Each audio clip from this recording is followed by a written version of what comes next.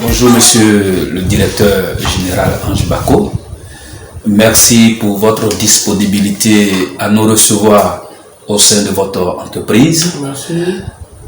Et nous y sommes là par rapport à certaines préoccupations. D'accord. On commence d'abord par la nouvelle année 2021 dans laquelle nous nous trouvions. Nous voudrions bien que vous adressiez vos vœux les plus chers à la jeunesse, Vos vœux aussi à toute la population de la région du Guémont et celle de Guéyébli en particulier, et vos vœux aussi pour cette nation. Et surtout que vous êtes le président d'une importante jeunesse, vous êtes aussi directeur général d'une importante entreprise et vous êtes un jeune cadre du peuple. D'accord, Wilson. Bonjour à toi aussi. Je tenais à commencer par toi, présenter mes vœux les meilleurs, que cette année soit une année d'accomplissement. Pour toi, une année de santé surtout. Alors, une année de joie, de paix et vraiment beaucoup de bonnes choses dans votre vie professionnelle, dans votre vie familiale. Voilà. Et au-delà, je présente mes vœux les meilleurs à toute la population de la région du Guémont et du Cavali. Voilà les vœux les meilleurs surtout. Bonne heureuse année à vous, à toute la jeunesse de la sous-préfecture de Guéyébli, du département de Djokwe, de la région du Guémont surtout. Et bonne année à tout le monde et que cette année soit plus meilleure que 2020. Alors que Dieu nous garde tous, que la santé soit notre quotidien et que Dieu qui connaît le cœur de tout un chacun visite nos cœurs et exauce nos vœux les plus meilleurs au profond de nos cœurs. Président, l'année dernière 2020, oui. Vous avez été nominé au cœur des personnes qui ont posé des actions dans le cadre du développement socio-économique du peuple web. Vous avez été nominé dans la nuit de la communication, la 6e édition de la nuit de la communication du groupe Info Gagnant. Alors, quelle était votre impression, vos sentiments? Merci Wilson. Il faut dire que ce sont des impressions de satisfaction, voilà, d'honneur surtout, voilà, de reconnaissance surtout. Il faut dire que Info Gagnant, j'ai été honoré par le groupe Info Gagnant l'année dernière, la nuit de la communication, comme vous venez de le dire. J'ai reçu un prix et ça m'a fait honneur. Ça m'a fait honneur et ça m'a permis encore d'être plus galvanisés dans les actions sociales. Et là, d'aider plus encore, des sorties encore, vous savez, c'est pas facile de sortir, hein. Et donc quand tu sors, que tu donnes, et qu'il y a des structures comme Info Gagnant, il y a des groupes de personnes qui reconnaissent ce que tu fais, et ça encourage, et ça te donne encore plus de courage, et de faire encore plus d'avantages. Et donc ce sont des sentiments de reconnaissance surtout, de joie, et vraiment beaucoup de gratitude que j'ai ressenti.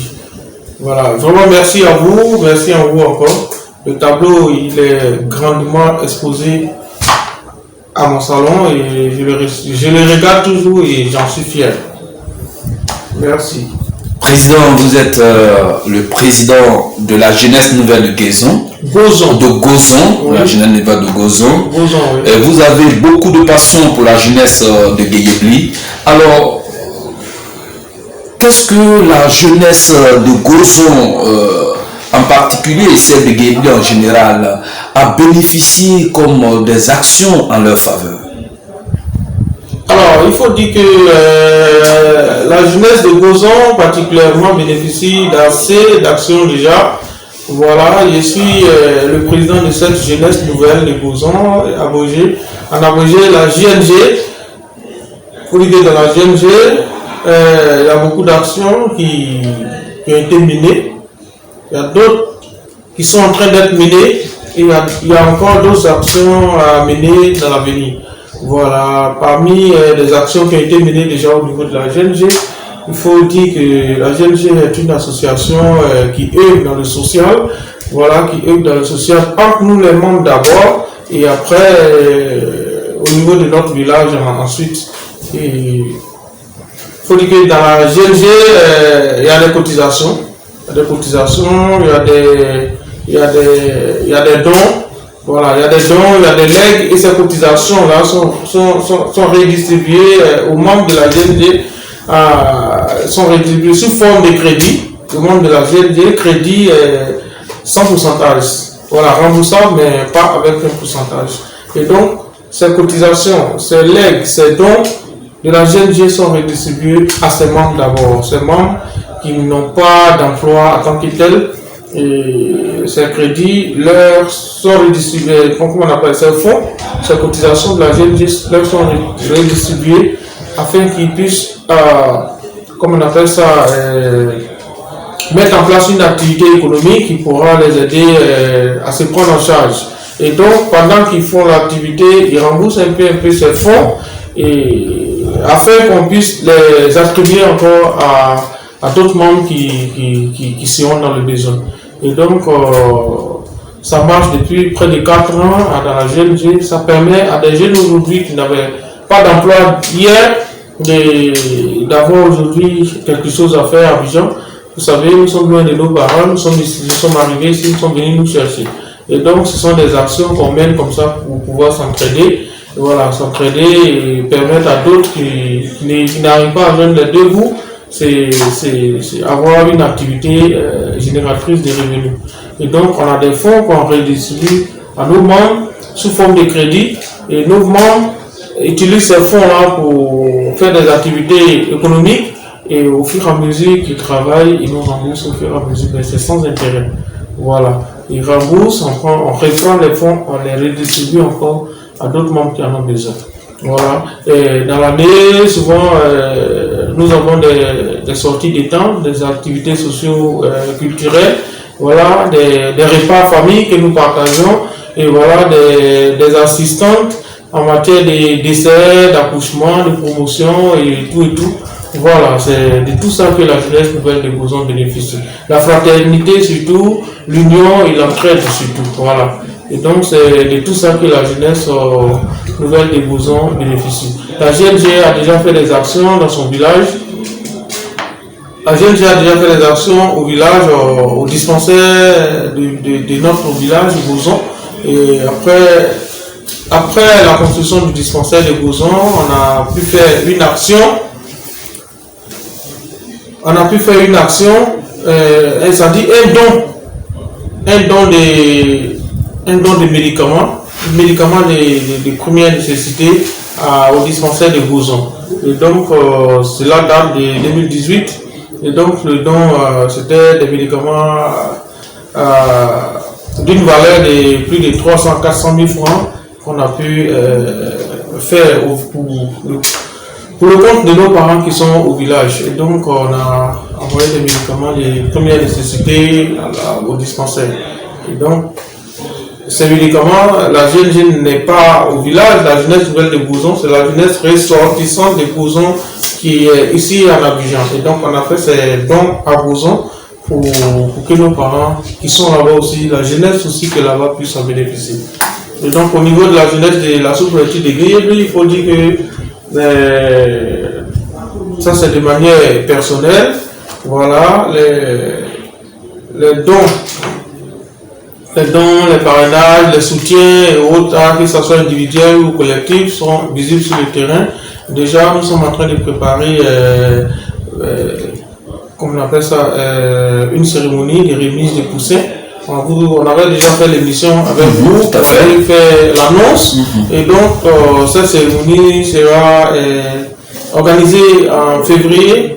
Voilà, en février, ici mi-février ou fin février, on va trouver la date n'est pas encore définie, mais il faut dire que les poussins sont déjà là, plus de 3000 poussins qu'on va redistribuer encore à la jeunesse de la sous-préfecture de Guéhébi, afin que nos jeunes puissent s'adonner à l'agriculture, voilà, l'élevage des poulets et se prendre en charge véritablement. Voilà, cela peut éviter à la jeunesse de ma sous-préfecture de s'adonner à des trucs pas trop catholiques et donc leur permettre de se prendre en charge. Nous avons déjà obtenu 3000 poussins et 3000 poussins et comment on appelle ça, nourriture des poussins, et donc on va les distribuer. Si Dieu voulant, nous allons vous inviter pour que vous soyez en direct ce jour-là, le jour de la distribution des poussins. Voilà, la campagne est prévue en février, comme je l'ai dit. Et le village de Dirouzon-Temesson, c'est-à-dire mon village maternel, a été choisi pour abriter cette grande cérémonie de distribution, de remise de poussins. Voilà, donc c'est au moins 3000 poussins et aliments qui seront, comme on appelle ça, distribués à la jeunesse de la sous-préfecture de Guéhébi. Président, quelques années en arrière, nous sommes en 2021, vous avez eu des ambitions politiques orientées vers les législatives. Alors pourquoi votre choix vers les législatives au lieu des municipales, au lieu des régionales? Alors il faut dire que je n'ai pas, vous allez rectifier, je n'ai pas encore eu d'ambition politique. Pas encore une ambition politique. Tout ce que je fais sur le terrain, je le fais pour ma jeunesse, je le fais pour mes parents qui en ont besoin, je le fais pour ma sous-préfecture. Voilà. En aucun cas, j'ai annoncé un jour quelque part que je suis candidat à une élection législative. Pour l'instant, mais ce n'est pas impossible. Mais pour l'instant, de manière officielle, je ne vous ai pas annoncé ça. Donc, c'est comme si vous me prêtiez des intentions. Donc, on ne me prête pas des intentions. Le moment venu, vous allez le savoir. Voilà, vous allez le savoir.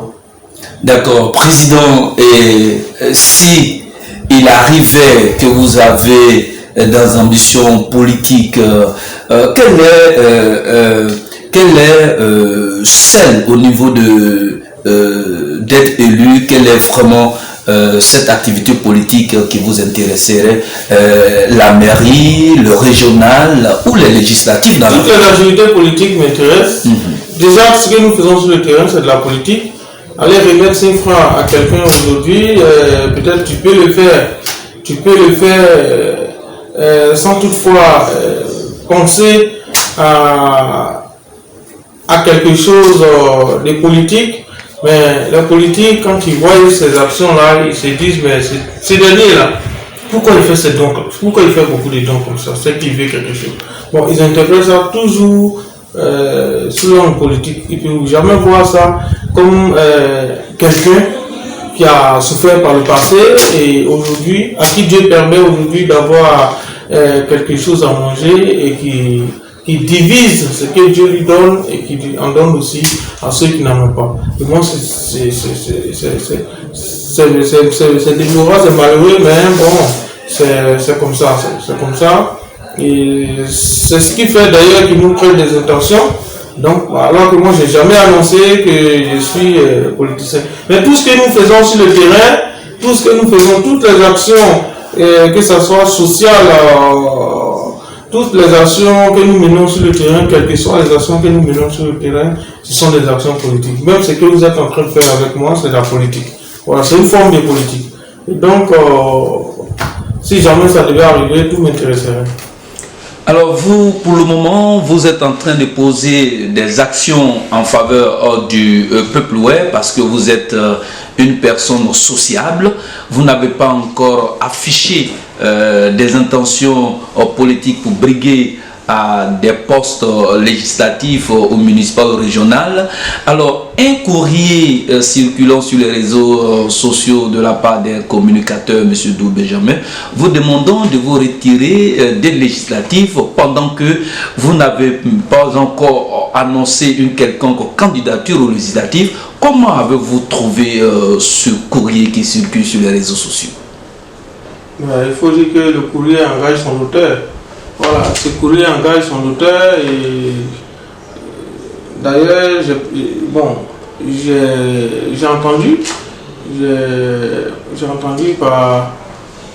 j'ai appris par le biais de mes communicateurs, de mes amis, qu'un courrier serait en train de circuler sur les réseaux sociaux, me demandant de me retirer au profit d'un aîné de la sous-préfecture de Guéhébi. Donc moi, je n'ai pas encore vu ce courrier. Mais j'aurais appris que ce courrier circule sur les réseaux sociaux. Je n'ai pas encore répondu à un courrier, mais ce que je peux vous dire, c'est que ce courrier engage son auteur. D'accord. Alors aujourd'hui, vos ambitions par rapport à la jeunesse en général, puisque on vous voit très souvent aux côtés de M. Éric Dofo pour le combat pour le bonheur de la jeunesse ouai. Alors, où on en sommes? Alors, le président Éric Dofo, il est le président de la jeunesse de Côte d'Ivoire, c'est-à-dire la jeunesse du Guémon et du Cavali. Et donc, nous sommes dans le bureau, moi personnellement, je suis dans le bureau du président Éric Dofo comme le trésorier de l'UNAJIWEI, excusez-moi, comme le trésorier de l'UNAJIWEI. Et donc, c'est dans, c'est dans la même dynamique que nous sommes. Voilà, la dynamique tout à l'heure de la jeunesse. Je suis président d'une association de jeunesse. Le président Éric Dofo, il est le président de tous les jeunes ouai de Côte d'Ivoire. Et donc, il a des idées, il a un plan, il a un programme, il a une vision pour la jeunesse de la jeunesse ouai de Côte d'Ivoire. Et donc, il vous a plusieurs fois exposé sa vision, sa manière de voir les choses, sa manière d'orienter la jeunesse ouai. Et donc c'est cette manière-là qui nous a tous attirés et nous nous sommes approchés du président Éric Dofo pour pouvoir l'accompagner dans sa mission. Voilà, dans sa mission. Puisque nous sommes des leaders de jeunesse ouai, nous avons tous la même vision que le président Éric Dofo. Et donc, s'il a décidé de réunir tous les jeunes ouai sans distinction, nous ne pouvons que nous joindre à lui pour pouvoir l'accompagner, l'aider à réussir sa mission. Et c'est ce que nous faisons depuis quelques années. Nous sommes sur le terrain avec lui. Pendant les élections du conseil régional passé, nous étions tous sur le terrain avec des affiches, des flyers, sur lesquels il était mentionné élection, c'est pas parlable. Et donc on a sensibilisé tous les candidats, on a été dans tous les piliers de candidats, on a sensibilisé les partisans de tous les candidats aux élections régionales passées. Et donc on a sensibilisé les jeunes, nos jeunes frères, on a parcouru les 4 départements de la région du Guémon. On a sensibilisé, on a parlé à nos jeunes frères, on a parlé à tous les fanatiques des candidats, on a parlé aussi aux candidats eux-mêmes. Et donc ça a permis aux élections de quand même se dérouler très bien dans notre région. Et après, voilà, il faut dire qu'on a fait pas mal d'actions aussi. Tout dernièrement encore, le président Eric, lors des présidentielles, il a été encore sur le terrain, il a mené des actions, il a sensibilisé les jeunes, j'y étais. Voilà, il a même fait des actions dans ma sous-préfecture de Guayaquil, où il est venu parler à la jeunesse, il est venu parler des cohésions sociales, il est venu parler des terres à la jeunesse, il est venu parler d'entraide. Voilà, il avait demandé à la jeunesse de regarder nos horizons, de ne pas céder aux manipulations des politiciens et donc d'être plus responsable que jamais. Et donc la jeunesse de ma sous-préfecture a écouté. J'ai sillonné quelques villages avec le président. Ce sont des messages de paix, de réconciliation, de responsabilité qu'on a tous véhiculés à notre jeunesse de la région du Guémon. Voilà. Président, le coronavirus a sévi et continue de sévir en Côte d'Ivoire pendant les heures chaudes. Comment vous avez pensé à votre population? Il faut dire malheureusement le coronavirus qui va durer maintenant 1 an. C'est une pandémie, c'est-à-dire qu'elle est mondiale. Et donc malheureusement la pandémie est en train de sévir. Et donc à un moment donné, je me suis dit, bon ben tiens, ma population, ma sous-préfecture, il faut permettre aux parents d'avoir quelque chose, déjà même pas, il faut permettre aux parents déjà de connaître les mesures barrières édictées par le gouvernement. Il faut permettre aux populations de comprendre véritablement qu'est-ce que c'est que cette maladie. Et donc, comme on ne peut pas y aller les bras par là et parler simplement, vous avez vu tous sur les réseaux sociaux, je me suis armé de plusieurs seaux, de plusieurs cinquantaines, centaines, je veux dire, plusieurs seaux du riz. Voilà, au moins 2 à 3 tonnes de riz, des gels-mains, des gants, des savons, comment on appelle ça, des savons hydro, voilà, savon liquide pour pouvoir se laver les mains, des seaux, voilà, en tout cas un peu de tout, voilà, un peu de tout, les gels hydroalcooliques, tout et tout. On a essayé de sillonner toute la sous-préfecture de Guayaquil. Au-delà de la sous-préfecture de Guayaquil, on s'est retrouvé dans quelques coins, à quelques villages à Bangolo et même à Diopé, on en a distribué certains seaux, on a distribué aussi dans les commissariats, dans les postes de police, dans les corridors et autres là, pour permettre à ceux-là aussi de se protéger contre cette pandémie. Et donc nous avons fait cela dans la limite de nos moyens. Voilà, dans la limite de nos moyens, nous n'étions pas en compétition avec quelqu'un. On a senti juste qu'il y a il y avait une pandémie qui sévissait et donc il faut absolument protéger les parents, quels que soient les moyens qu'on avait. Et donc on s'est déployé sur le terrain avec les moyens de bord qu'on avait. On a essayé de faire parler aux parents d'abord, on a démontré comment il faut se laver les mains, comment il faut se protéger, à quelle distance il faut tenir. Voilà, il faut se tenir par rapport à son vis-à-vis, tout et tout. Voilà, il faut se protéger, les cache-nez, tout et tout. Voilà, on en a distribué des centaines. Et donc, c'était ce qu'on pouvait faire. Et on l'a fait. Les parents nous ont fait des bénédictions, nous ont remercier et continue toujours de nous remercier. Et donc quand vous arrivez dans la sous-préfecture de Guayaquil, vous allez voir des seaux à l'effigie des anges Nyonka un peu partout.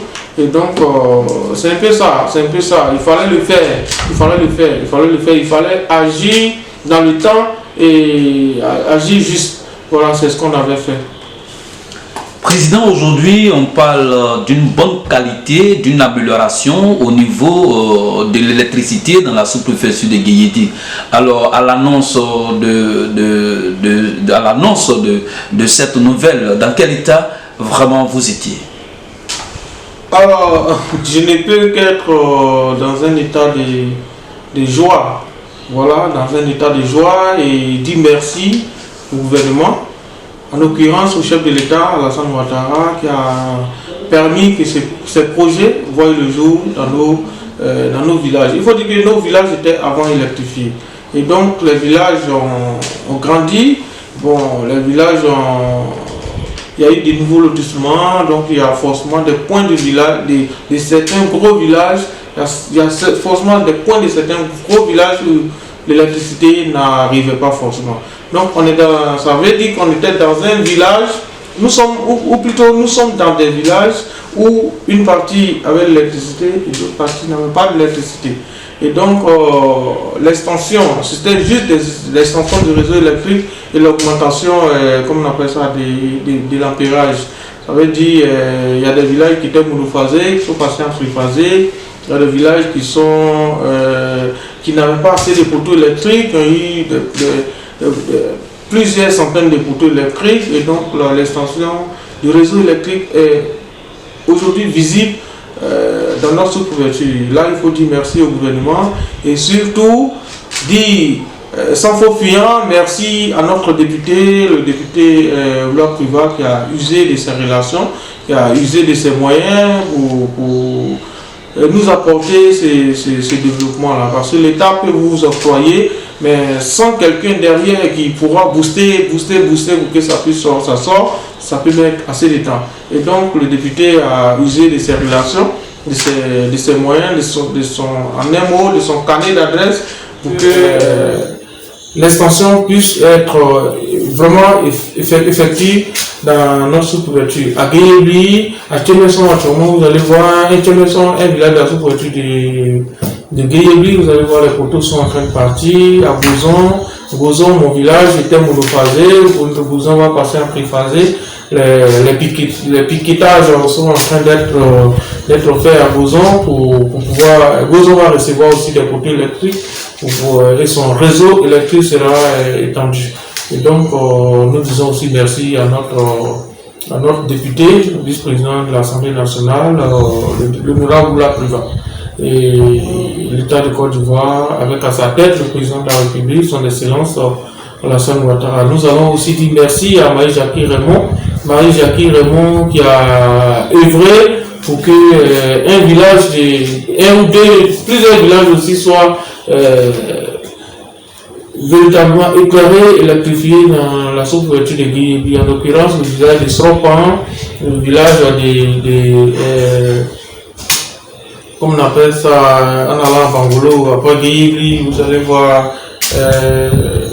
le village qui a été électrifié récemment, Gouliaison, voilà. C'est Gouliaison, non, juste avant Gouliaison. Comment on appelle, bon, je vais vous dire le nom du village après. Et donc, grâce au coup de fil, au carnet d'adresse de Marie-Jackie Raymond et de notre député Vouloir Privat, Côte d'Ivoire Énergie s'est empressé pour pouvoir vraiment apporter la lumière dans ces villages. Et donc, je tiens vraiment à dire merci à ces cadres-là. Et c'est ce que nous voulons. Et c'est ce que nous voulons. C'est ce que nous attendons de nos cadres. C'est ce que nous attendons de nos cadres de développement. Le véritable développement pour permettre à nos parents de se sentir à l'aise, de se sentir dans le 21e siècle. Voilà.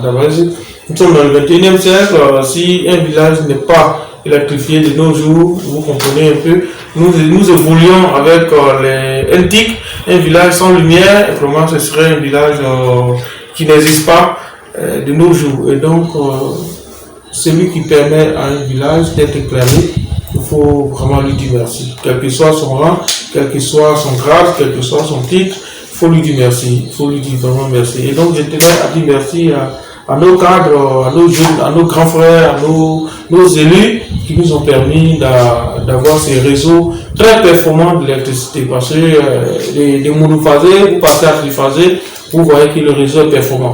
Et donc, je tenais sincèrement à dire merci à tous nos cadres qui ont œuvré dans ce sens. Président, nous sommes à la fin de notre interview. Notre dernière question, un regard sur le développement de la région du Guémon. Vous êtes en retard? Si oui, comment vous expliquez ce retard? Sinon, qu'est-ce que vous pouvez dire? Il faut dire que la région est beaucoup en retard, puisque depuis 2002, la région a beaucoup subi des effets néfastes de la guerre. Les régions, je ne vais pas dire la région du Guémont, les régions, je vais parler de Cavali, Guémont, les régions ont subi beaucoup. Les régions ont été dévastées, ces deux régions ont été dévastées. Et donc, 10 ans après, aujourd'hui, il faut dire qu'il n'y a pas grand changement vraiment. Sans faux fuyant, il n'y a pas grand changement. Nous sommes encore en retard. Il y a beaucoup à faire. Et donc, je vais dire merci au passage au président du conseil régional, le docteur Seredo, qui fait mains et pieds actuellement pour relever vraiment certains défis dans la région, c'est-à-dire les routes, les reprofilages lourds, les écoles qui sont en train d'être construites. Hier, j'ai vu le lycée moderne de Djokwe qui a bénéficié de 4 classes. Voilà, il y a certains villages qui ont bénéficié d'écoles, des salles de classe. Voilà, c'est à saluer. Mais il y a encore beaucoup à faire. Et donc, je loue leur courage, qu'ils savent encore plus davantage de courage, de détermination afin de faire plus encore, parce que nous sommes beaucoup en retard. Il y a beaucoup à faire. Et que surtout, que nos cadres s'entendent. Parce que sans l'union, on ne peut rien réaliser. On ne peut rien obtenir, on ne peut rien faire. Le mois, vraiment, il faudrait que nos élus et cadres mettent à côté le mois et qu'ils mettent l'intérêt de la région, de nos régions vraiment devant. Et donc c'est ce que je voulais dire. Justement, au niveau de l'harmonisation des relations entre vos cadres, afin d'aboutir à une union forte qui privilégie les intérêts de la région sur les intérêts personnels. Est-ce que dans ce sens, vous envisagez entamer aussi des contacts pour aboutir à cet objectif? Oui, c'est pas impossible. Entamer des contacts pour aboutir à la normalisation des relations entre nos élus et cadres dans la région. Oui, c'est pas impossible, mais c'est pas facile. Ce sera pas facile, c'est pas impossible. Moi, je peux le faire, puisque moi, j'ai pas de problème avec quelqu'un. J'ai toujours respecté les aînés. Moi, mon éducation m'a toujours permis de respecter les aînés, qu'ils soient cadres ou pas, qu'ils soient élus ou pas. J'ai toujours respecté tout le monde, du plus petit au plus grand, j'ai toujours respecté tout le monde. Donc, en l'occurrence, il n'y a pas de problème. Celui qui peut faire ça, c'est une personne neutre, comme nous autres, voilà, qui peut faire ça. Et donc, nos cadres, chacun a son QG, chacun a son service de communication. Et donc, quand on essaye de faire, les autres, ils essayent d'attiser encore la flamme. Et voilà, c'est un peu déplorable. Mais bon, c'est pas possible, c'est pas impossible, c'est possible. On peut le faire, on peut le faire. Et bon, nos cadres déjà, je pense que eux-mêmes, en tant que cadres, élus et cadres déjà de la région, quand ils font des campagnes dans des villages, dans des hameaux, ils savent ce qu'ils disent à nos parents. Et donc, si eux-mêmes, ils ne sont pas conscients de ce qu'ils disent à nos parents et qui n'arrivent pas à vraiment apporter le développement, ils n'arrivent pas à vraiment honorer leurs paroles et qui passent leur temps dans les querelles au lieu de s'unir pour apporter le développement, pour satisfaire nos pauvres parents qui sont enclavés, qui sont sans l'eau potable, qui sont sans électricité. Et là, c'est vraiment malheureux. Ils pensent qu'ils vont comprendre eux-mêmes sans toutefois que quelqu'un parte les voir pour dire bon, réconciliez-vous. Et même ils savent que la réconciliation entre eux est vraiment une nécessité. Et est vraiment importante aussi. Merci Président, nous sommes à la fin de notre entretien, comme nous l'avons dit. Alors, quel est votre mot de fin? Le mot de fin, c'est de vous dire merci, pour votre déplacement, d'avoir effectué ce déplacement jusqu'à mes bureaux pour faire cet entretien. Je tenais à vous dire merci. Je tenais aussi à dire merci à toute la jeunesse de la sous-préfecture de Guéhiépli, la jeunesse surtout de la région du Guémont. Voilà, merci à tout le monde. Et que mon souhait le plus ardent, c'est que ces élections à venir, c'est-à-dire les élections législatives soient des élections apaisées chez nous. Voilà, des élections apaisées, sans palabre, sans violence, et que le meilleur gagne. Je vais aussi demander à tous les potentiels candidats, à nous tous, d'être courtois, d'adopter des comportements de courtoisie, des comportements de courtoisie.